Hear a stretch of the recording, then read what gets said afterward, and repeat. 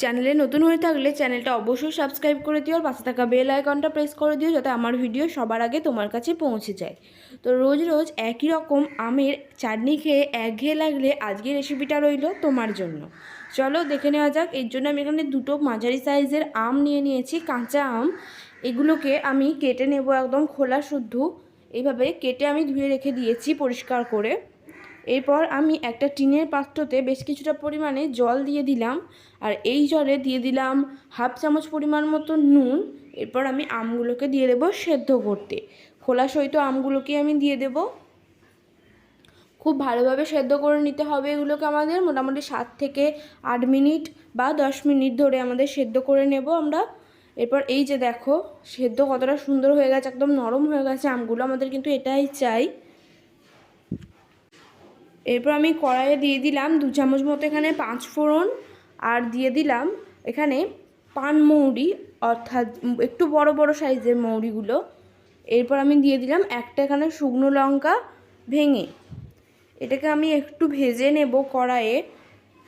একটা সুন্দর গন্ধ যতক্ষণ না আসছে ততক্ষণ আমি এটা ভেজে নেব।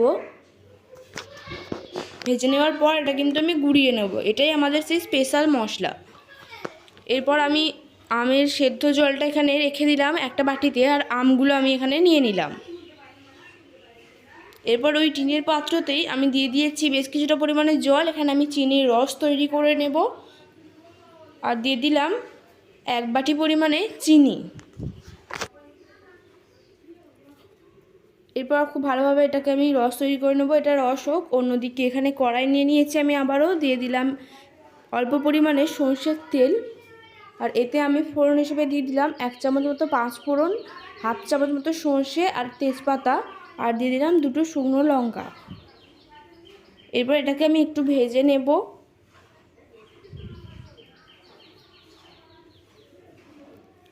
এই যে দেখো ভাজা হয়ে গেছে। এরপর আমি দিয়ে দিলাম 1 চামচ মতো হলুদ গুঁড়ো, আর আম সেদ্ধ করে যেই জলটা আমি রেখেছিলাম সেই জলটা আমি এখানে দিয়ে দিলাম। তোমরা চাইলে জলটা পুরোটা না দিয়ে অল্প পরিমাণেও দিতে পারো। এদিকে দেখো চিনির রসটা কিন্তু আমাদের হয়েই এসেছে। এরপর আমি আমগুলো সেদ্ধ করে রাখা আমগুলো এতে দিয়ে দিলাম। একটু এটা নুন দিয়ে ফোটাতে দিতে হবে।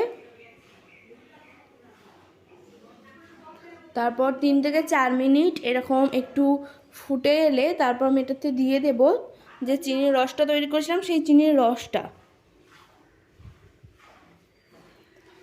একদম কিন্তু অন্যরকম স্বাদের এই আমের চাটনি, বাড়িতে একবার অবশ্যই ট্রাই করে দেখো, ভালো লাগবে আশা করি। তো এই যে দেখো ফুটে গেছে। ওপর থেকে আমি ছড়িয়ে দিলাম যে মশলাটা আমি তৈরি করেছিলাম প্রথমে, যেটা আমি ভেজে নিয়ে গুঁড়ো করে নিয়েছিলাম সেটা।